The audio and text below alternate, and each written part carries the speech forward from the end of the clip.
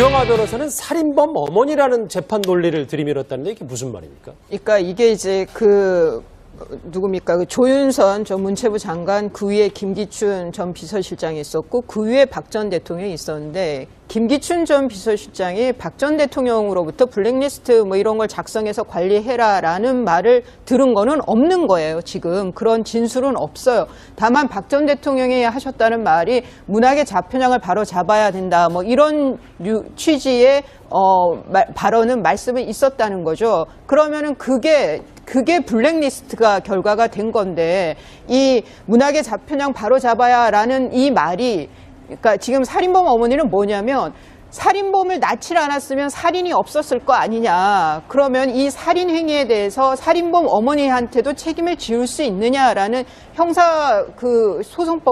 형법상의 이론적인 얘기거든요. 예. 그런데 살인범을 낳았다고 해서 살인 행위에 대해 책임질 수는 없죠. 그거는 아니죠. 하지만 그 조폭들 사건의 같은 경우에 나 걔 마음에 안 들어. 그 얘기를 들은 밑에 그 행동 대장이 걔 마음에 안 든다니까 가가지고 때려줬다든가 아니면 가서 살인을 했다든가 했을 때 걔 마음에 안 들어라는 말의 이 법적인 의미는 여러 가지가 될 수가 있거든요. 예. 그래서 박 전 대통령의 문학의 좌편향을 바로 잡아야 한다라는 말이 법적으로는 어떤 의미를 지는가는 그거는 재판부에서 판단해야 할 문제입니다. 살인범 어머니 우리 형법 교과서 공부할 때 배우는 내용입니다. 일반인은 무슨 소리냐 이러는데 이제 법률을 공부했던 사람들은 충분히 아는 내용이고요. 예. 인과관계라는 개념이 있습니다. 어떤 행위하고 결과에 대해서 논리적 연관관계인데 조건설이 좀 어려운 얘기인데요. 뭐 어떤 행위만 있으면 무조건 결과로 연결시키는, 그러니까 누가 살인을 했는데 어머니가 얘를 안 낳았으면 살인자가 안 낳았기 때문에 어머니도 책임을 져라. 이런 어떤 우리 학설적으로 했던 내용을 유영하 변호사가 논리적 근거로 들었는데요. 글쎄요, 뭐 이걸 갖고 법원에서는 뭐 알아먹는 게 무슨 뜻인지는 알아는 먹지만 그 논리가 먹히지는 않지 않을까 생각이 좀 듭니다. 좀 부정적으로 보시는군요. 네. 블랙리스트 관련해서 과거에 이런 증언도 있었습니다. 목소리 들어보시죠. 김기춘 실장이 부임한 이후로 계속 문화예술계에 대한 정부 비판 세력을 불이익을 주라는 지시를 했었고, 거기에 응하지 않은 문체부의 간부들을 그런 식으로 인사조치를 한 것이 분명하다고 저희는 믿고 있습니다. 실제로 그것이 적용된 것은 문체부를 통해서 대통령의 뜻이라고 하면서 빨리 좀 나가달라는 그런 요구를 했었습니다.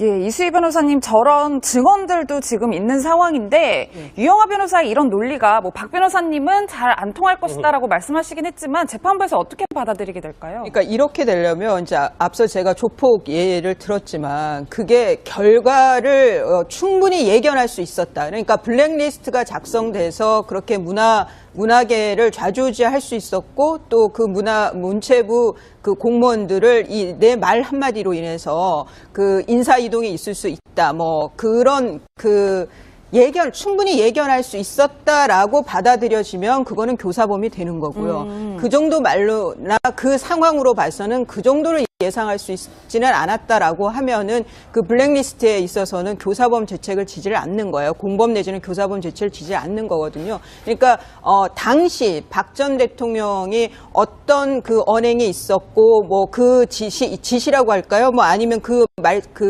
말씀 이후에 어떤 뒤에 어떤 뒤따르는 행위가 있었는지에 따라서, 정황에 따라서 교사 내지는 아니면 그 블랙리스트에 있어서는 아예 공범으로서의 죄책을 안 질 수도 있습니다. 대통령이 하셨다는 말이 문학의 좌편향을 바로 잡아야 된다, 뭐 이런 취지의 발언은 말씀은 있었다는 거죠. 그러면은 그게 블랙리스트가 결과가 된 건데, 이 문학의 좌편향 바로 잡아야라는 이 말이, 그러니까 지금 살인범 어머니는 뭐냐면, 살인범을 낳지 않았으면 살인이 없었을 거 아니냐. 그러면 이 살인 행위에 대해서 살인범 어머니한테도 책임을 지을 수 있느냐라는 형법상의 이론적인 얘기거든요. 예. 그런데 살인범을 낳았다고 해서 살인 행위에 대해 책임질 수는 없죠. 그거는 아니죠. 하지만 그 조폭들 사건의 같은 경우에 나 걔 마음에 안 들어. 그 얘기를 들은 밑에 그 행동 대장이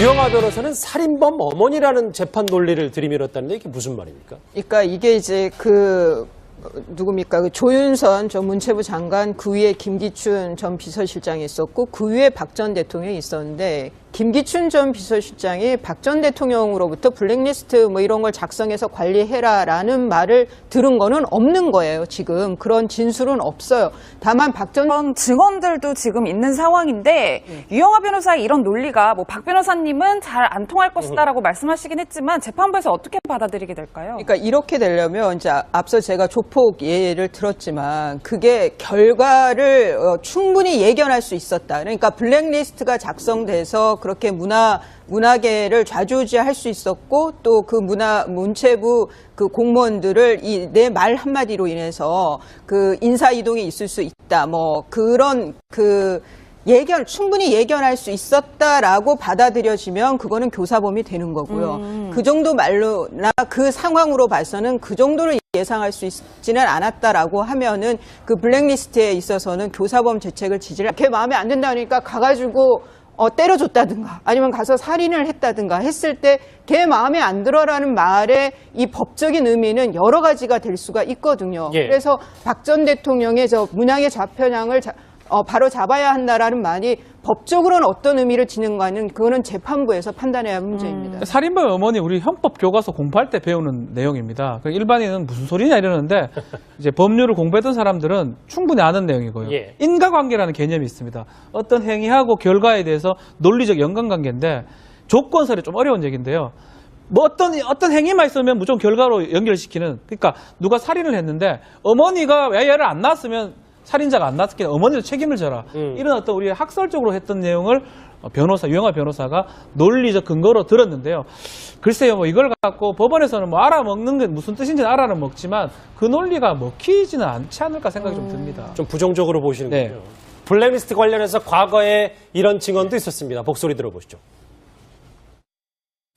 김기춘 실장이 부임한 이후로 계속 문화예술계에 대한 정부 비판 세력을 불이익을 주라는 지시를 했었고 거기에 응하지 않은 문체부의 간부들을 그런 식으로 인사조치를 한 것이 분명하다고 저희는 믿고 있습니다. 실제로 그것이 적용된 것은 문체부를 통해서 대통령의 뜻이라고 하면서 빨리 좀 나가달라는 그런 요구를 했었습니다.